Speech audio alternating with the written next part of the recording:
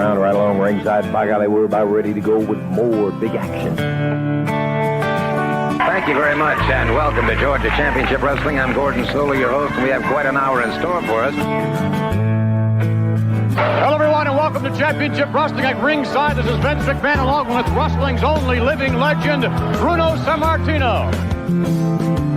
Welcome to this week's edition of Mid-South Wrestling Television. I'm your host, Boyd Pierce, another outstanding card. Hey, guys, welcome back to the Regional Wrestling Podcast, where we talk the territories. I am Ray Russell, and I am delighted to announce the return of the outlaw promotion known as Angelo Poffo's ICW. That's right, we're going back in time to the ICW yet again. Last we left off, we closed out the year of 1981, which means this week we kick off 1982 with a bang, and maybe the wildest year yet in the ICW territory. It's the year the outlaw promotion had just peaked in 81. We talked about that last time around. Started cracking at the same time, if you will. We're going to talk all about that, all the great talent coming and going here in 1982 and all the fun stuff in between, the Savage Dundee feud, behind the scenes, that is. And we're going to do all of that with the man with the plan himself. He is Mr. On Assignment, Mr. Kaleidoscope. Here he is, the one and only Mr. Steve Crawford. Welcome back, Steve. Hey, it's been too long. I've been so ready to do this again. Yeah, nothing better than ICW. I've seen your posts on social media. You've been enjoying the time away, but I appreciate you pretending that you really missed us. No, we missed you too, Steve. It's great to have you back on the show. More ICW action here this week on the program. Yeah, I was forced to go to Cozumel and Belize and Costa Maya, but I'm back in Texas now, so I'm back in the old groove now. I got to book myself some of these assignments. I'm telling you, man. Good times. I found a great deal. What can I say? Yeah, that's what you do when you're retired. You can look for great deals. But anyway, I think that's what Dusty used to call hard times, baby. Hard times, baby. We're gonna have some hard times in ICW in 1982. Let me tell you. Good segue. There you go. So some of the kind of things we'll be talking about is it's kind of like the senior PGA tour. I don't know if they still have a senior PGA tour or not, but it's kind of like ICW is becoming like the senior wrestling promotion tour in 1982 as the Sheik comes in, Ox Baker, Thunderbolt Patterson, Ray Urbano. We'll be talking about those characters and others as we go on. A major change, this is the last year that they have the studio television program. It ends around the August-September timeframe. We'll get more into that. We have the infamous Randy Savage sucker-punching Bill Dundee outside of a gym in the Nashville area that happens. Boy, does that escalate. Yes, it did. And ICW ran a few shows in Memphis, tried that again, and then they get back into Rupp Arena. So lot of interesting things always with ICW wrestling. That's if nothing else, definitely interesting things in the ICW. Absolutely. It's entertainment. It's I concur. Sure. All right. Thought I'd kick it off with their January 1st card in Owensboro, Kentucky, just to remind people some of the people who were in ICW at this time on the card. That show opened up with Ricky Starr versus Ron Strunk. Ricky Starr wouldn't be long for the promotion. The Great Tio versus Rick Zarda. Rick Zarda wouldn't be long from the promotion. Bill Martin versus the Miser. George Weingeroff and Chief Tapu. He was still a babyface at this time. He'd turn heel pretty soon and start a tag team with Tio. But at this point, he's a babyface, and they take over Rip Rogers and Gary Royal, who were the Continental Blondes at the time. Crusher Broomfield versus Pez Whatley. And, of course, on top, Leaping Lanny versus Randy Savage, because you can never have that match too much, right? Never. Not in the ICW, anyway. And Crusher Broomfield was a pretty hot baby face during this time frame. As we talked about, they had done the angle where he was kind of, the simpleton country boy that was being manipulated by Savage. And then Ron Garvin shows him the light, and so he's got to get his revenge. So Broomfield was headlining a lot of the house shows at this time, working against either Pez Whatley or Savage. And then there also had a lot of Great Tio versus Ronnie Garvin matches. And then the Sheik comes in. 56-year-old Ed Farhat starts as a regular for a few months here in ICW. I very vividly remember when he came in and worked the TV taping, because he had this gimmick, he had a blade or something. He couldn't have shown it more obvious throughout the entire match. Okay. He's just cutting up people left and right. And it's like, why is nobody stopping this? Why is this going? I'm reacting like this as a teenager, right? Right. like this is so over the top and so crazy. And of course, I didn't know at the time how bad it was. But one of the main victims that day was Bill Martin, who had been working underneath for ICW for a few years, and he'd been the Rookie of the Year at one point or whatever. And so he talked about his experience at the TV taping with the Sheik. Oh, boy. As an ICW TV shoot, when the Sheik first came to ICW, the guy who was supposed to work with him did not show up. Wisely. Yeah, Angelo and Randy told me I was going to have to do a squash job for him, and they would make it up to me. Well, I'd only been in the business less than a year. All I ever heard about the Sheik was bad. I didn't have a clue of what type of guy he was. Didn't even get introduced to him. I was terrified it was going to fuck up and cause him to hurt me. I wasn't even dressed. From the time I was told I was going to have to do this to the time I went to the ring, it was about 10 minutes. I barely had my boots tied. Went to the ring rushed and scared to hell. Did it go well, you say? Hell no. The Sheik cut my head with a blade and hit a vein. The match was so bloody that the TV station would not air it unless they cut out a lot of it. What a waste of my blood. Blood was shooting from my forehead like it had a pump behind it. The ring had puddles of blood standing. I was covered from head to toe. My boots and boot strings were soaked. My trunks were soaked. I had to wrestle that night against Chief Tapu. I was weak for 3 days. Had to go to the hospital the next days and get put on IVs. I almost quit over the whole thing. Yeah, the good old days. Everyone, workers, were upset. It was worse than a regular juice. I felt the blade cutting my skull, and it cut a vein in two. He hit me hard with the blade that was taped to a stick. Randy was beside himself. Angelo screamed at the Sheik afterwards. The older workers said it was the worst they had ever seen. I've never seen a match that bloody since. It was for nothing. No TV station would air it. So the Sheik comes in and automatically makes friends, and I see. Sounds like it, yeah. This really, I wasn't there for this, but I saw a local indie worker many years, say 20 years ago, who obviously likely didn't know exactly what he was doing. He gigged himself, but he basically did the exact same thing. He cut the vein, and I remember, we were sitting there watching it, and it's spurting, and I saw the pools of blood filling up in the ring. They had to stop the show. I mean, literally, the show was So, I mean, I can kind of envision this actually happening. Because I saw something very similar happen. It wasn't the Sheik doing it, but I mean, I can't imagine what, and then he worked that night, which is insane to think about, and what kind of blood poisoning or something he could have had between this and then working again later before he went to the hospital the next day. Yeah. And I mean, the Sheik, of course, had been one of the biggest stars in the history of wrestling, right? Right. And, he's in his late 50s now, and he's got to feel pretty sad about his life that, here's the job I can get. I can work for this little outlaw promotion for these guys who used to work underneath for me back when I was the biggest star in the world. Yeah. But, yeah, just... Like I say, I remember seeing it on TV, and he was just parading the blade around on TV. Right. And it's like, how in the world is this has nothing to do. I never liked the hardcore major blood style of wrestling. Just never worked for me. I always think back to my time as a kid too. Even though if I didn't even understand all the inner workings of everything, there was always those points where you go, this doesn't seem right, or this is too much. So I can kind of see where you're coming from in that department as well. Like, okay, I'm just a fan, but this is just too much for me. Like, what is going on here? He's wielding this blade, and nobody's doing anything about it. I really wish we could get our hands on some of this footage. I would like to have seen it, but we'll let you continue to tell the story. All right. So in other news, John Ruffin from a lot of Indianapolis guys were coming in from this time. John Ruffin was one of them. He works for ICW until May, and then he actually gets shot and killed in a bar fight, I think in Cincinnati. In May, so that's sad. Hard times. That's hard times, right?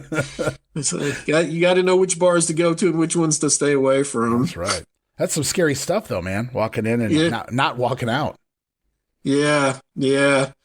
Well, in Texas, I know that 80% of the population is armed, and I call everybody sir and ma'am. There you go. At least you know what you're doing. That's right. So something outside of the ring that has some long-term impact in ICW is the 1982 Mr. Kentucky Physique Contest. Oh, boy, does it. Which is held in Rupp Arena. It wasn't the first time that Rip Rogers and Randy had been in bodybuilding contests. And I know Rip has told this story that the first time they were in some sort of contest that Savage did better. And Rip said, hey, that doesn't count. You were on the gas. So I guess this time he shamed Savage into just, competing naturally. Uh-huh. And Rogers beats him in the bodybuilding contest. He finishes he can finish as like second or third, and Savage just like seventh or something like that. Uh-oh. Yeah. And Rip said, Randy had those tremendous arms and those tremendous shoulder blades. I was so overtrained. When Randy saw Kevin Sullivan doing a bodybuilder gimmick on Jerry Jarrett's show, Randy said, we're doing that. Now the problem is, of course, Savage is so insanely competitive. Yeah. And losing anything just gets under his skin. And even Angelo would say, hey, Rip beat you in the bodybuilding contest. And, it was just a constant source of irritation for Savage that he had lost to kind of his underling in this. And that'll have some implications later on. Well, Rip in many ways wasn't his roommate, his ride or die kind of on the road sometimes. I mean, they worked out together. So, but it was Randy. So you could only get so close to Randy. Right. And he always had to be kind of like the little brother, right? Right. Yeah. Yeah. He could never be seen as an equal. You're the brother I never had. What about me? Go write a poem. George Weingeroff, who's the storyline promoter of ICW, which has just always been really weird to me that you take a wrestler and say he's the promoter. Yeah. He's not much working a whole lot in January and February because he has a legit broken jaw. Probably at the hands of Randy Savage, probably. Yeah, they're showing like the wiring in his mouth and stuff like. Yeah. Between George Weingeroff and Thunderbolt Patterson, the two sets of eyes going in different directions. You wanted to adjust your TV every time that you saw those guys. If you put them together, they'd have two working eyeballs, I think. Yeah, exactly. Thunderbolt could look at a map and study Los Angeles and New York at the same time. Absolutely. I like it. Oh, having fun this week on regional wrestling, guys. Yeah. That's a cheap shot. Anyway, we'll go to Lexington, Kentucky on the 17th. Whenever they showed Lexington, Kentucky, they blacked out the crowd as much as possible because I know they never drew well there. No card bar cutouts in Lexington? Yeah, right. Yeah. So that opened with John Ruffin versus the Sheik. So you bring the Sheik in and you put him in an opening match. Oh, man. John Ruffin wrestles the Sheik and then he goes and dies. I mean, man, what a life. What a 1982 for poor John Ruffin. Yeah. Apache Lou Martinez comes back for a couple of months. He'd been there in 82 and left, and he's back. He's wrestling Tio. Leaping Lanny and Bill Martin, who, had just probably suffered earlier that day. I don't know if that TV taping was that day. Go against Rip Rogers and Garrett Royal. Pez Whatley versus Ron Garvin. And the steel cage match, Crusher Broomfield versus Savage. Oh, okay. And, of course, Broomfield had to do the honors on the way out as the tradition. Making his way to the Mid-South, yeah. Yeah, on his way to the Mid-South. We'll go to February 10th in Lexington. Opener, Bill Martin versus Rip Rogers. Leaping Lanny and John Ruffin versus Tio and Tapu. So they had done the angle to put those guys together. It was very strange to me that, for like 8 months, there's obviously two Samoan guys. Two Samoan guys come in at the same exact time. One's a heel, one's a face. They're similar in body type, but and it took them X amount of months to put them together. I never would have saw this coming. Yeah, exactly. Cruiser Broomfield gets his night with the Sheik. That had to be fun. Big Boy Williams versus Randy Savage, and the Mop Hat match, which was a regular feature around the circuit during this time frame. Pez Whatley versus Ronnie Garvin. Garvin beats Pez, and Pez has to wear a quote mop hat. Again, the low budget gimmicks that ICW used. Right. Yeah. It worked for them though, Steve. It worked for them. Let me ask you a question. I don't want to take you away from what what we got down here, but do you recall the angle or whatever they did to put Tio and Tapu together? Or is that lost to time?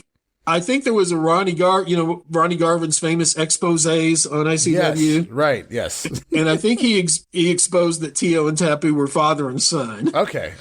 So he just automatically turned heel after that once he was exposed. I'm not a good guy. Yeah. Okay. Yeah. I don't know what actually happened ring-wise to make that happen. Understood. February 21st, an interesting card. They go back to Memphis. They'd not been back in Memphis for, I think it was like the end of 1980. It's been a while, They tried twice. They went to the Cook Convention Center, and they just ran kind of standard ICW cards at the time, nothing special. Well, on this one, this Crybaby Edwards posted on a message board that the gate was $4,960 and tickets were $5, $4, and $3. So this meant they probably had over 1,000 people for this particular show. Yeah, if you're doing average, that would be about 1,200 people. Yeah, that's what I was thinking. I was thinking in the 1,200 range. Right. But they also had more on the card. Then they had some things that were unusual on the card. Okay. So we'll start off at the bottom: Rick Zarda versus Gary Royal, Tapu versus Rich Rogers, the Misers versus Bill Martin. So kind of all the standard ICW stuff there. Right. Ladies mud wrestling, Brenda Britton versus Pam Watson. Brenda Britton loved those mud wrestling matches. Well, now here's something interesting. Leaping Lanny and George Weingeroff with Saul Weingeroff versus Pez Whatley and Great Tio. So as far as I know, this is the first time I think I've seen Saul Weingeroff associated with ICW as a performer. Right. Yeah. And he had so much history in Memphis, especially in the 1960s. He was really like the Jimmy Hart of his day, in that he was a manager, but they would also put him in all sorts of gimmick matches. Okay. And he was on the card every week for years. And so he had enough history that name probably actually, to the old fans meant something. Right. And then you had Ernie Ladd versus Ronnie Garvin. So you bring in Ernie Ladd in for this show, who, had been in for about a week late in the fall, just on just looking at talent, and decided that's when they decided to pick up Crusher Broomfield for Mid-South. You got the Sheik versus Thunderbolt Patterson. I think this may be the earliest appearance of Thunderbolt in the promotion. And then Randy Savage versus Crusher Broomfield. So I have no idea what the expenses were or whether they made money, but I know I saw the tape from the first time and they were in Memphis, and they didn't fill up the first row. So obviously, wow. After a couple of years of being on television, like you say, this was probably at least 1,200 people. But they also had a lot of special attractions for the show that they normally didn't have. Yeah, I'd pay $4 alone to go see a mud wrestling match. So I mean, the rest is just filler, right? I mean, cage match, Randy Savage and. You get to see the Sheik. I don't know if he carved up Thunderbolt, but yeah, Savage and Broomfield in the cage. You got some decent matches there. Yeah, absolutely. Yeah, get your popcorn before the mud wrestling. Please. Certainly before the Sheik's match. Ugh. Right. So again, in March, Broomfield leaves, which we've talked about. I saw him on an interview maybe a year or two ago, and he talks about driving down to the Mid-South Territory, and he's sleeping in his car somewhere. Yeah. Because he can't afford to get a hotel room. And the police, what are you doing? And he tells them. And so then Grizzly Smith finds him and then puts him up somewhere. So that's how much money he made in ICW, that when he left, he couldn't even afford hotel rooms to make his next promotion. Oh, my God. Doug Vine returns without his old partner, Jeff Sword. He stays until June of '83, but he's really an underneath guy doing not a whole lot during this time frame. All right, now we have what Crybaby Edwards says was the all-time record house for the Poffos ICW territory. All-time record. It happens in Beckley, West Virginia, March 4th, 1982. Okay. 1,472 people paid. Gate was just over $7,000. Tickets were $6, $5, and $3. So $6 we'll start from the ICW card. That's a couple bucks above what I'm used to seeing. Yeah. I mean, that's special rates, that's for sure. And if you put that in the, that would be $6 back then would be, $25 today. So that's not a cheap ticket. Right. Well, let's see who sold the house here. We'll see who sold the house. We'll start at the bottom. Gary Royal takes on Hoot Gibson. I guess it's close enough to Hoot's homeland that he can make a night shot. Make the drive, yeah. Yeah. John Ruffin versus Tapu. Little Tokyo versus Lone Eagle. They would be on the circuit quite a bit that year. No Wee Willie. No Wee Willie. Rip Rogers and Pez Whatley. They've become the new Continental Blondes versus Leaping Lanny and George Weingeroff. The Sheik versus Crusher Broomfield. And the Sheik no-showed. Wow. Randy Savage versus Rick Zarda. And the main event was scheduled to be Angelo Poffo versus Ronnie Garvin and a hair versus hair match. I don't know if he worked as the miser and then took off the mask and then shaved his head. Obviously, Angelo Poffo took the head shaving, but Garvin was legitimately injured, and they had John Ruffin as the sub. So they had to just take an undercard guy, throw him in the main event. You've already made the money anyway, right? Did this show kill Beckley? I mean, I'm looking at this. First of all, I have no ungodly idea as to why Randy Savage is wrestling Rick Zarda on the card. Exactly. And then you have Sheik versus Broomfield in the semi-main event, I guess you could say. And the Sheik no-shows. And I don't see Broomfield wrestling anyone. I don't know did he work someone else? Did he work I don't know how that happened. And then the main event, you got Poffo and Garvin, Angelo Poffo and Garvin. And Garvin, your headline babyface, is out with an injury legit, so he can't work. So you replace it with John Ruffin. Why not Broomfield? I don't. Man, this is a rough. I don't understand what the hell we're doing here. And honestly, I don't even know if Broomfield was there. Oh, okay. I would have to look back through the wrestling data records to see if he was still, because he may have been leaving. It was right around this time that he left, so he may not have been there. Not 100% sure. So Angelo, who doesn't have a whole lot of hair to begin with, gets his head shaved. And then he works unmasked as the rest of the year, usually as like an underneath baby face. And so he's putting over Rip Rogers and Pez Whatley and guys like that, and which, at that age, that's what he should have been doing. Absolutely right, yeah. So that's kind of the direction he heads in. We have a mid-March show in Lexington. George Weingeroff versus the Great Tio. Big Boy Williams versus the Black Avenger. Bob Coulter. Yeah. Little Tokyo versus Lone Eagle again. Doug Vines versus Leaping Lanny. Ronnie Garvin and Frank Adonis. I did not know anything about Frankie Adonis, but I looked him up, and he looked like a guy who, was a part-time wrestler out of Indianapolis, mainly probably doing TV jobs and stuff like that. Okay. So he comes in for a short while. They wrestle Rip Rogers and Pez Whatley. In the main event, John Ruffin versus Randy Savage. Somebody had a lot of belief in John Ruffin, and they sure did. I don't know why. all like the baby faces they were bringing in, like, the Rick Zardas, John Ruffin. And they were Ruffin was he a coke dealer or something? Keep him happy. They were just bland guys. I mean, there was nothing special about these people whatsoever. You know what was special about them, Steve? They didn't ask for a whole lot of money. I'm betting that was what was special about them.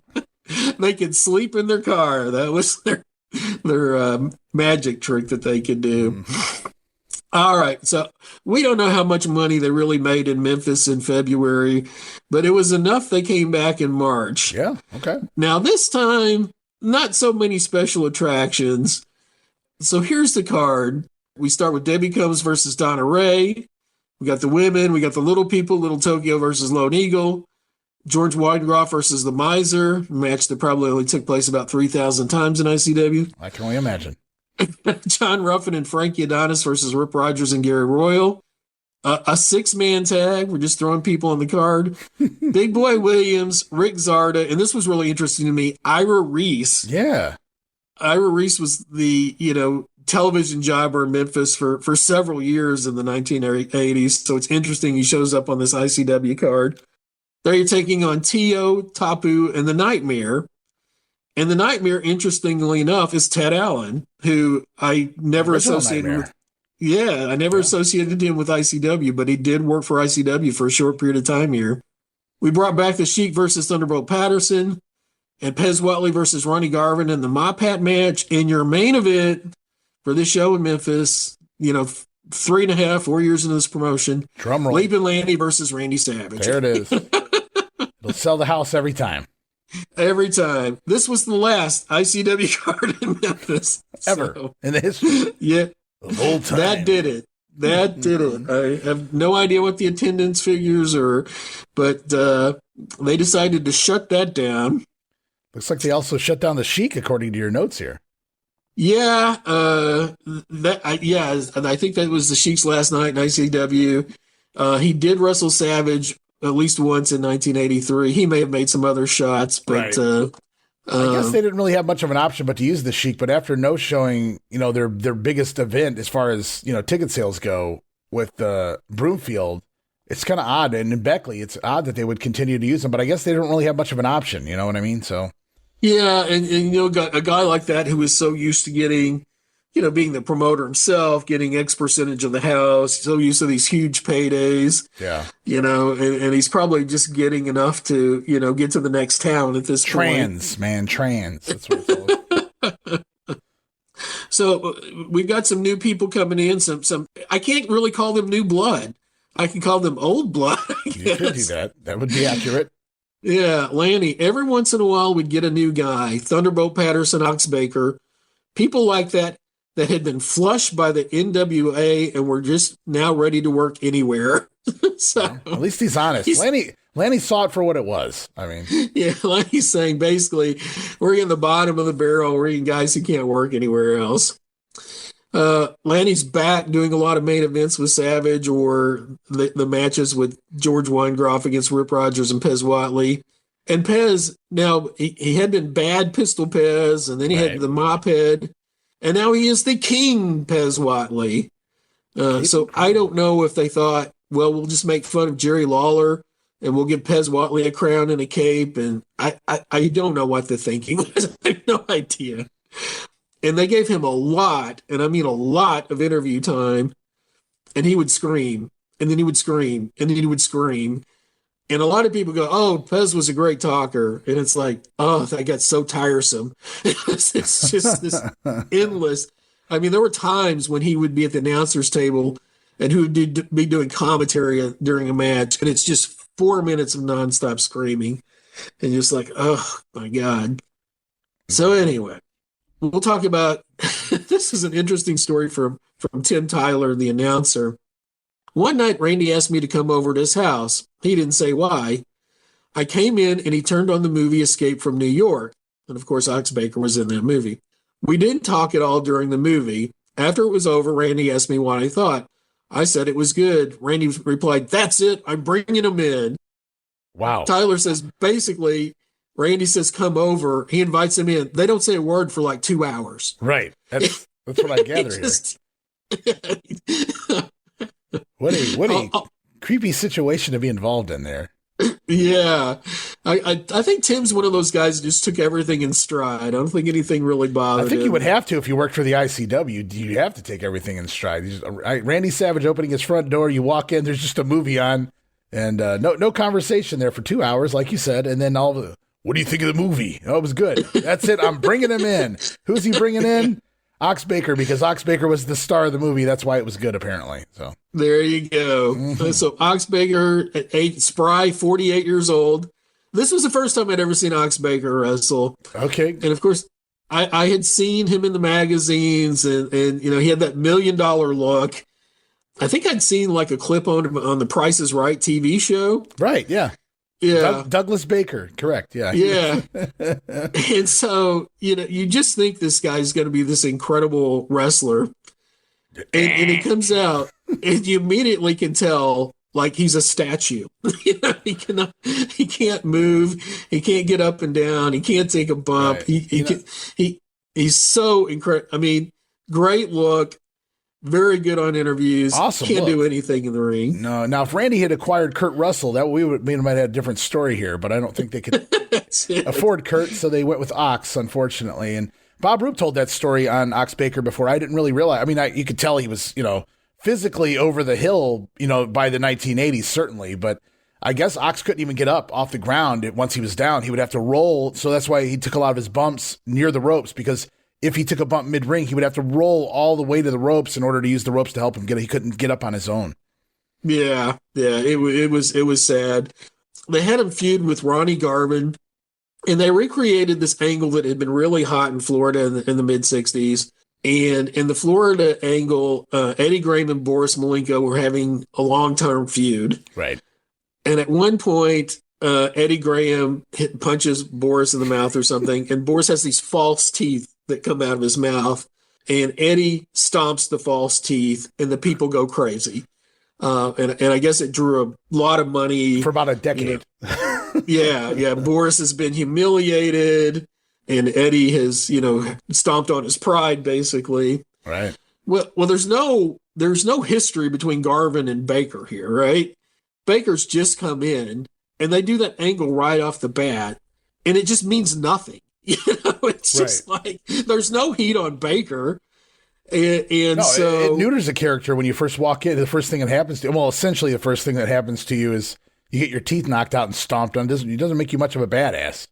Right, exactly. It just makes Ox look weak and old.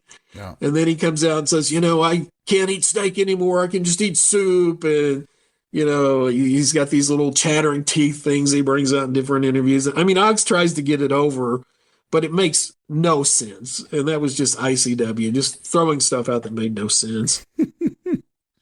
And something that made no sense was Big Willie Monroe. We had Wee Willie. Now we got Big Willie. And I don't know that this guy had ever been in professional wrestling before. I've heard the ladies prefer Big Willie over Wee Willie. That's all I hear. That's probably true. Well, unfortunately, he didn't have porn star looks. So he was over 400 pounds, basically immobile. I'm sure somebody said, here's a big guy we can do something with. They were wrong, and he was a big guy. But they couldn't do anything with him. You think maybe they thought this could potentially be our next Timu version of Crusher Broomfield? I mean, I don't know. Well, maybe. I mean, you think about it. Broomfield is the only guy that they really developed that got over. Right, yeah. Everybody else either started with the company or were people, coming in who had done things in other territories, but they kind of discovered Broomfield and built him up and had success with that. Right. But Monroe didn't seem to have any athletic ability whatsoever, or seemed pretty much immobile. Lanny discussed a road trip that happened with Big Willie. He said, one time I laughed so hard, my cheekbones were sore for 2 days. It was Rip and Pez Whatley and Big Will / Willie Monroe. He says, he's talking to Rip Rogers, you and Pez made his life miserable for about 400 miles. It starts, Pez Whatley says, Big Will, how much do you weigh? I weigh 445 pounds. Holy shit. If it wasn't for Andre the Giant, you'd be the biggest guy in professional wrestling. Big Will responded, I got to start cutting down on my salt. Cut down on your salt? You'd better do better than that. The line that choked me up the most, Pez said, you don't have to go to the big man store. You got to go to the real big motherfucking store. I thought I was going to die laughing. You probably had to be there for that. Poor Big Willie. I'm sure they were having some cocktails in between as well, but poor Big Willie. That's what we call hazing and bullying. Come on, man. Be a star. Come on, man. Yeah. Come on. So, yeah. You just wonder about those car rides with, the little people and Big Will and just, I guess you're part of the circus and you just understand that, but had to be some interesting car rides. That's no doubt sure. about it. Yeah. Unfortunately, the things they probably did to these poor characters as well. There you go. April in Beckley, West Virginia, Big Boy Williams versus Ox Baker. Ox is pushed to the opening match of the card. Pretty quick. Yeah, Weingeroff and Ted Allen versus Tio Tapu. Leilani Kai versus Peggy Lee in the women's match. John Ruffin versus the Miser again. So I guess Angelo's put his mask back on for this card. Ruffin's still alive at this point. Yeah, Ruffin's still alive. Rip Rogers and Pez Whatley versus Garvin and Thunderbolt Patterson coming in at age 41 to be a top babyface. And Lanny versus a Savage again. It's like they Amazing. have nothing for Randy right now, so he's just getting Lanny. It's exactly what it, and it's cool to see Leilani and Peggy. So they're actually using some Moolah girls here, which is peculiar for the ICW. You know, it's pretty sad. Oxbaker's coming off of that TV taping with Vince Sr. back in, what was it, 1980, 81, whatever, where they were going to have him do the next big guy for Backlund, and they're like, maybe not, and they send him on his way. And now we're to the point where even Angelo Poffo is going, maybe not. So it's unfortunate for poor Ox. Yeah, I mean, the boys seem to love him, but yeah, there are people in the audience too. The tag team titles have been vacated for several months. I don't know why, but there was a tournament, and Rip Rogers and Pez Whatley win the tag team titles, so Weingeroff and Lanny can chase them forever. And Big Boy Williams is elevated to being part of the King's Court, with Whatley being the king. I think you had to like kiss his feet or something to become part. It was kind of like, Vince's club, with a little more PG. Got you, pal. Tio wins the TV title and loses it the next week. Not sure what the whole point of that was. Now, Thunderbolt Patterson's interviews were really interesting because he never really talked about his opponent. He all talked about was ICW being an equal opportunity promotion, and this was the only place in the world he could get hired, and he needed this job, and he appreciated this job. It's almost like he was going after something else. Yeah, and it's like, okay, you're wrestling in Paducah, Kentucky. I'm not sure that having your lead babyface talking about equal opportunity is the best way to sell exactly. tickets. Yeah, that's right. Yeah. I mean, it's not like they had him do any sort of physical angle with Savage or anything of that nature, and they pushed him in title matches with Savage. They called him the new United States champion and said he'd won that in Toledo, Ohio. Of course, that was a belt that had been associated with the Sheik's territory. Right. And then later in the year, they called Garvin the United States champion. So I guess maybe they felt like that had more stature or something, like that was the secondary single title in the promotion. But yeah, Thunderbolt was another one I had never seen before these interviews. And, he would come out and it would just almost kill the show because, ICW, this is an equal opportunity organization, and they're giving me a chance, and I appreciate this chance. And it's like, okay. But I'm a wrestling fan. What does this have to do with wrestling? Right. Come on, T-Bolt. It's so funny. You hear how he talked people into the buildings back in the day, but yeah, it sounds like he had a different agenda here in the ICW. Yeah, well, and I think, in those cities that have been African-American populations like Atlanta, that probably worked. But it wasn't going to work in rural Kentucky, I don't think. Well, it didn't work in 1981 when they tried to upstart another damn territory there in Georgia. That didn't work out too well. So now here he is in the ICW a year later. So we'll see who they got left to sue. Yeah, there you go. Beckley in mid-May, May 13th, kind of the same guys are just all the time. Tapu versus George Weingeroff. John Ruffin and Willie Monroe versus Rip Rogers and the, quote, Destroyer. Gary Royal versus Thunderbolt Patterson. Lanny versus Ox Baker. Lanny had to work that night. Tio versus the Miser. So Angelo Poffo gets his head shaved and then just puts the mask back on. Well, they didn't see it in this town. Yeah. Pez Whatley versus Ronnie Garvin in the main event. All right. We go back to Johnson City. They were actually running Johnson City as a weekly town for quite a while. Oh, no kidding. Okay. Yeah. Yeah. Didn't realize that. Right. So here's what we have in Johnson City, where you're running every week. Angelo versus Hoot Gibson. Weingeroff versus Ox Baker. Rip Rogers and Pez Whatley against Tio and Tapu, so like a heel match. and lumberjack match, Lanny versus Savage. You're running this town every week. How many times do you think Johnson City saw Lanny and Randy? Yes, yes, just crazy. This is a time frame. Gary Royal had been kind of pushed down the cards. He was no longer really teaming with Rip Rogers. Rip and Pez were teaming together, of course, which was a much better tag team.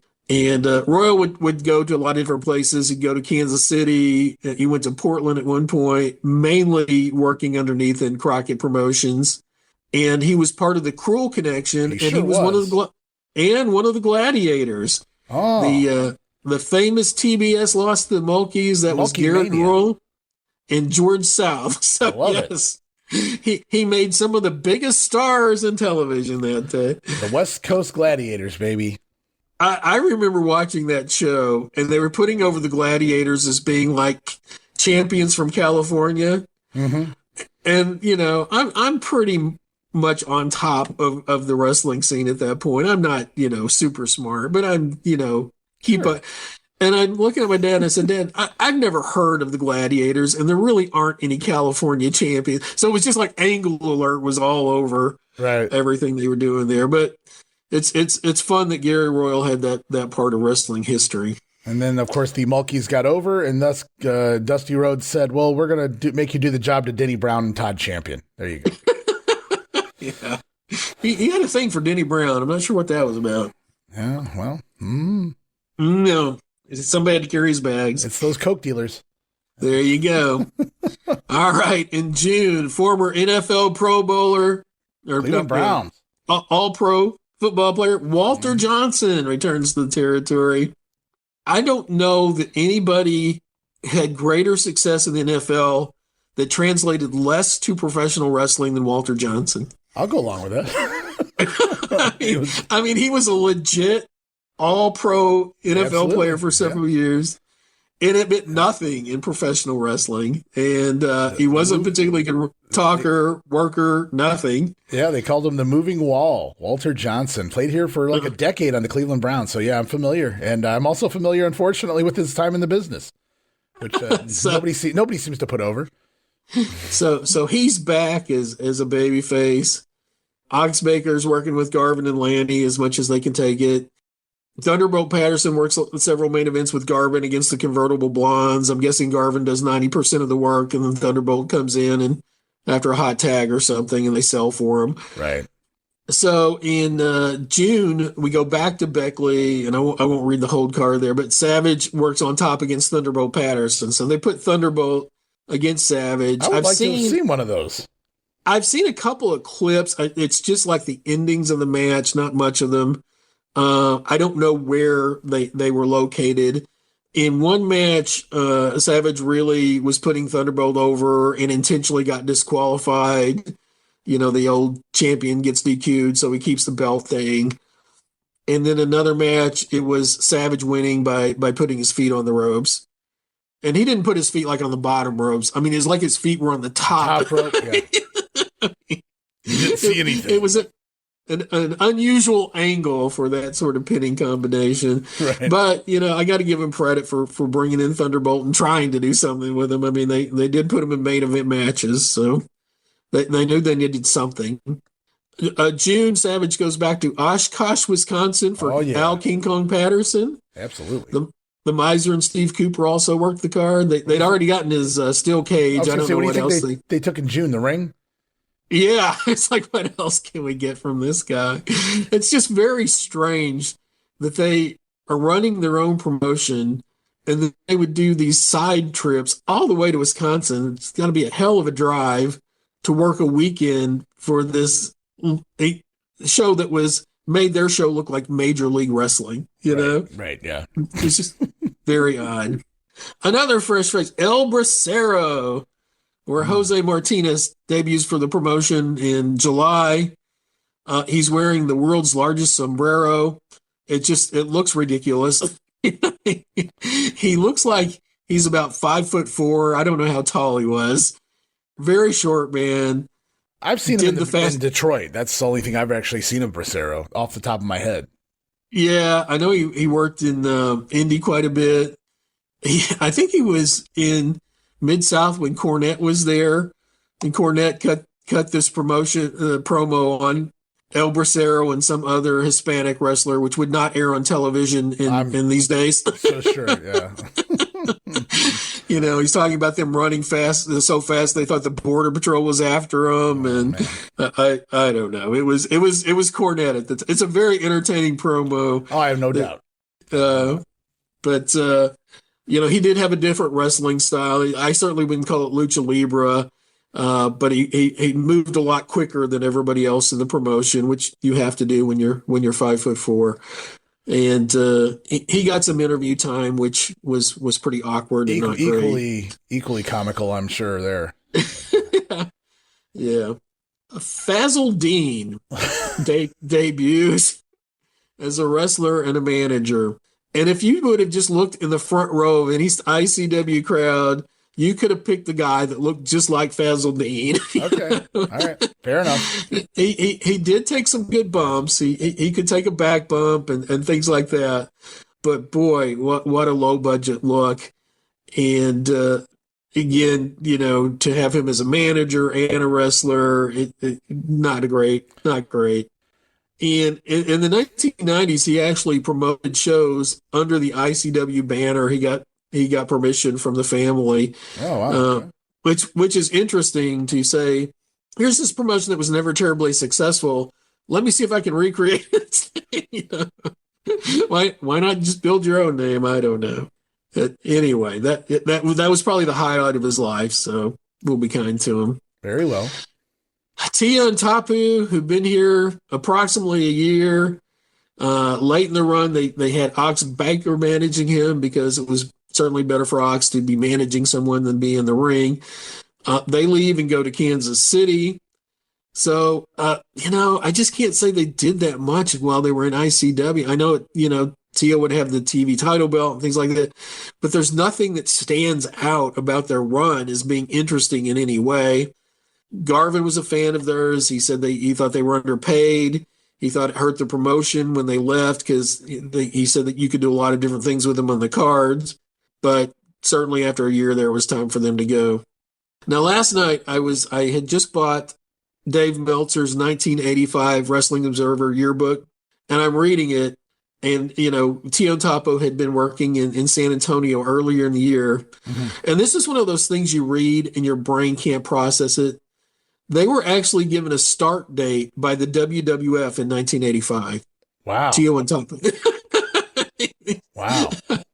I mean, talk about something that just would not have worked. And I know they were just grabbing up guys from everywhere and trying to run as many shows as possible. But they didn't show up, so I don't know what happened there. But, just could you imagine turning on WWF TV in 1985 and seeing Tio and Tapu? Had to be because Alpha and Sika were gone. They had left in 84, and I wanted another Samoan or whatever, I guess is what it would have been. But boy, if he had saw them when they got there, maybe I don't know that they would have ever made air. They're just not the size of a WWF star, pal. But that would have been definitely interesting. Definitely. I mean, typically they worked in, I'm not knocking these guys, but they worked in small promotions, secondary promotions, places that weren't setting the world on fire is typically where you would see these guys show up. And the other thing was Savage had debuted, so I don't know if Savage put in a good word for him, trying to, get him a job or not. All right, now we get to the part where Savage starts becoming a babyface kind of by default. In July, he has main events against Ox Baker in Johnson City. He doesn't change his wrestling style or his interview style. It's kind of like, Jerry Lawler when he went from heel to babyface. Yeah, he sold more, but he really didn't change how he worked in the ring a great deal. He didn't really change his interviews a great deal. And that's kind of how Savage was. Okay. And there was a tape from Cape Girardeau where Savage comes off. He does Dundee's flying crossbody block, but I think he did it from the top rope instead of the second rope. Yeah. And Baker actually, takes the bump and takes the pin, and the crowd just pops like crazy for it. So, they'd probably seen Savage for a few years and probably realized he was the only entertaining thing on those cards. and was ready. Relive the glory days of Memphis wrestling with the Retro Wrestling Review USWA podcast. Each week, we go back in time to review USWA Championship Wrestling from the 1990s, episode by episode. Join us for watch-alongs, behind-the-scenes stories, and exclusive interviews with people who were there and lived it. Whether you grew up watching it or you're discovering it for the first time, this podcast is your ringside seat to Memphis wrestling history. It's all a part of the WrestleCopia Podcast Network. Listen now at uswapodcast.com.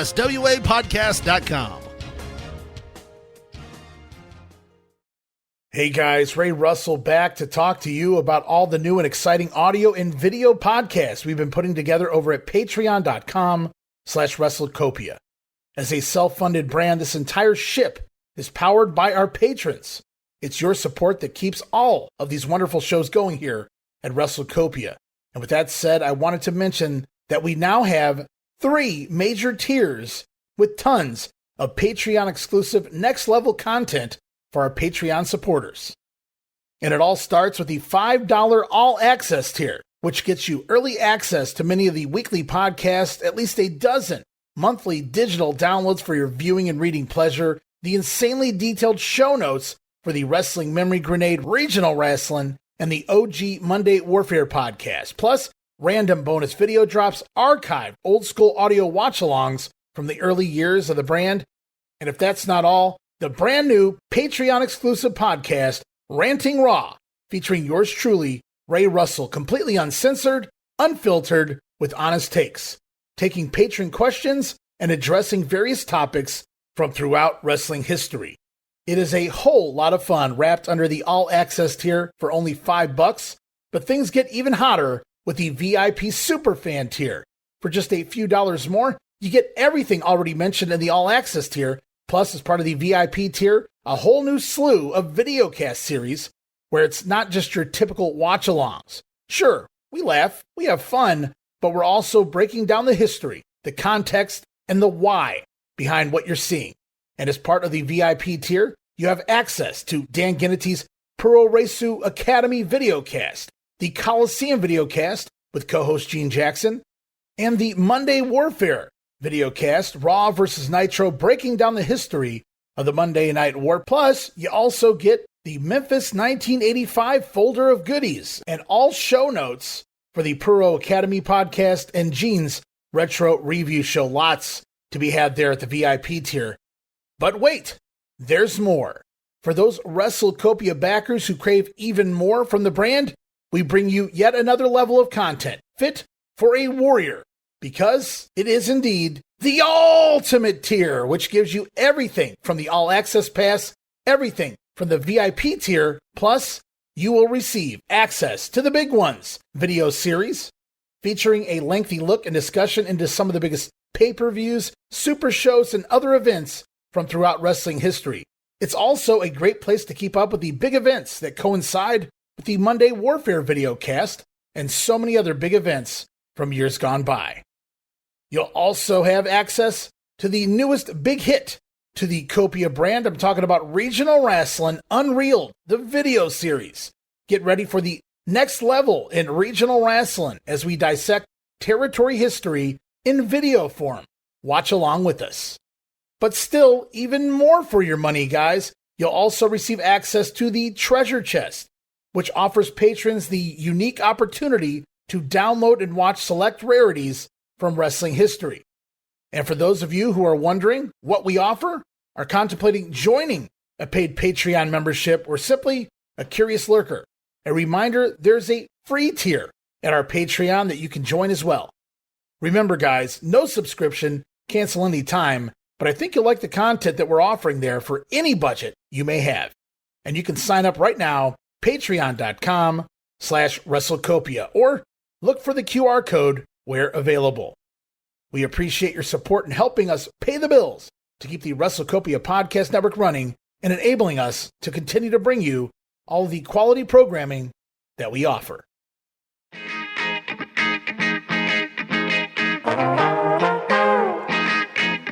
Hey, it's Bob Smith, and guess what? The Outdated Wrestling Hour is now part of the WrestleCopia Podcast Network.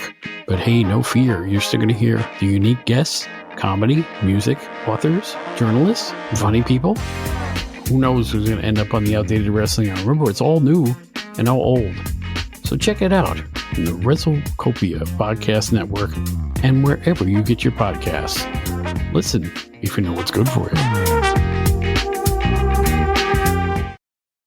Now, I don't know when it started, but it seemed like at least a couple of months before Ratamyus appeared. Ratamyus. We had all sorts of hype. I mean, they had hyped Ratamyus like nothing had ever been hyped. Ox Baker would do these interviews. Ratamyus is coming and he's going to destroy everything, blah, blah, blah. And they would actually, and I'd never seen them do this before, but like after the local news, there would just be like this 5-second spot that would say, Ratamyus is coming. It was like, wow. Holy shit. Yeah, like Ratamyus is coming to ICW Wrestling. I mean, it was not even a 30 seconds. It was really quick. So this is ICW, but would you say this is the first wrestler vignette you would ever recalled in wrestling history? Like a vignette actually promoting the coming of something? Ratamyus. Well, it wasn't the typical vignette in that there was no real footage of him. Right. It wasn't like the thing like we're going to show a wrestling video of a guy before he comes in with music. It was just all this, mainly Ox Baker. This guy's coming. And it was just I don't know, at least 4 to 6 weeks, a long time. So we have in August the debut of Ratamyus after all this buildup. Phenomenal.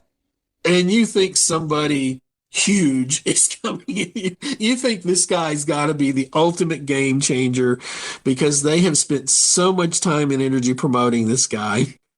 And so there's a babyface match between Ron Sexton and Tony Falk. And after watching some of these ICW tapes, I kind of figured out if there's a babyface match, that's an angle alert. Generally, it's not going to be a clean pinfall. It could be, but more often than not, there's an angle that's going to come out of a babyface match.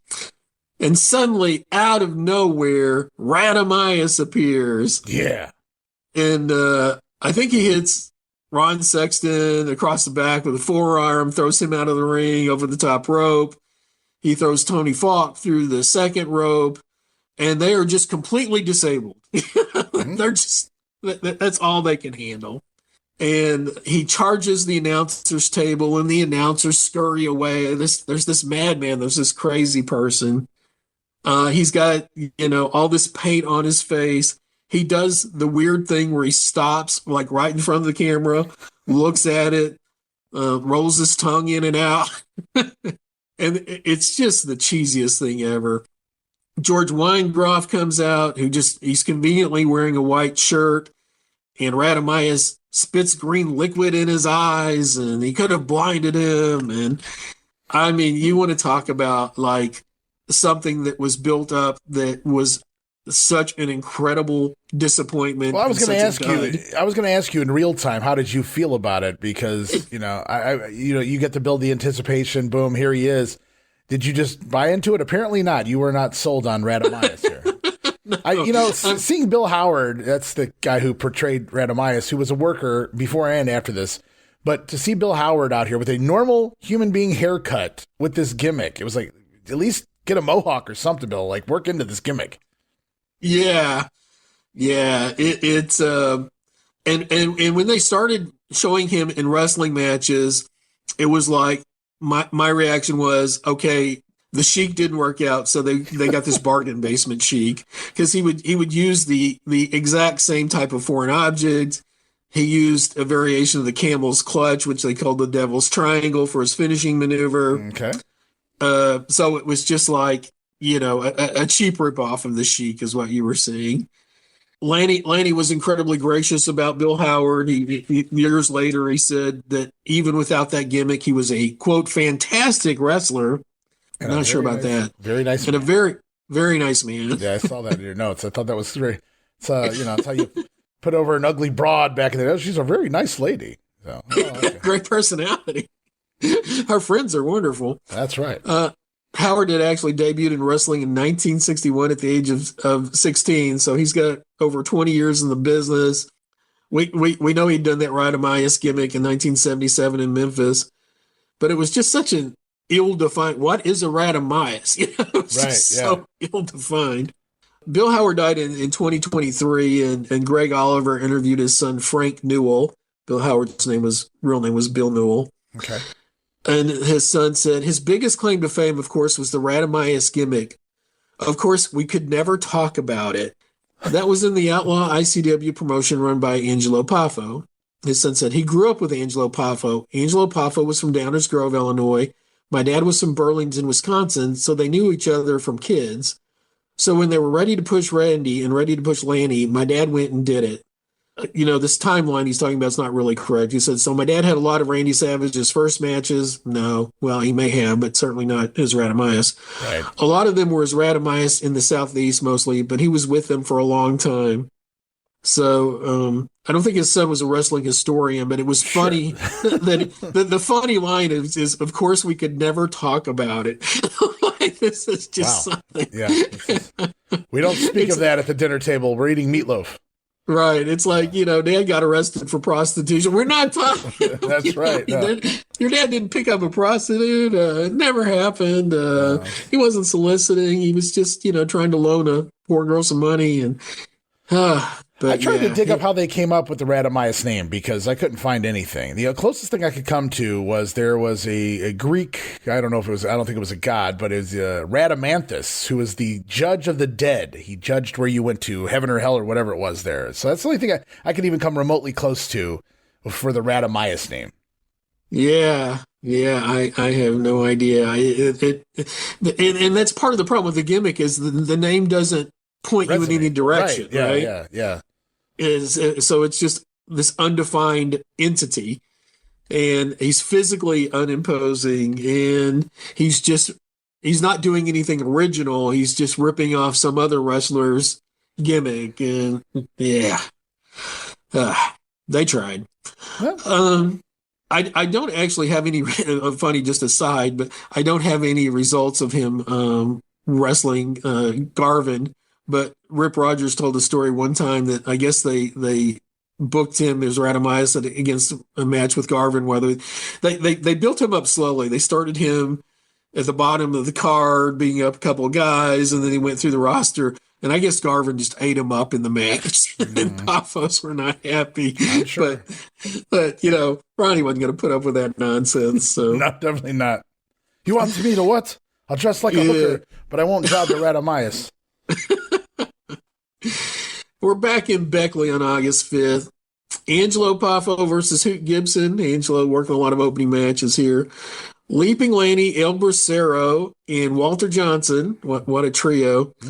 They take on Rip Rogers, Pez Whatley, and what has been listed in the results as an unknown third man. Wow. So I don't know if that's a mystery man or if they just have no idea who actually showed up. That pretty shitty wrestler not to be named here in the ICW.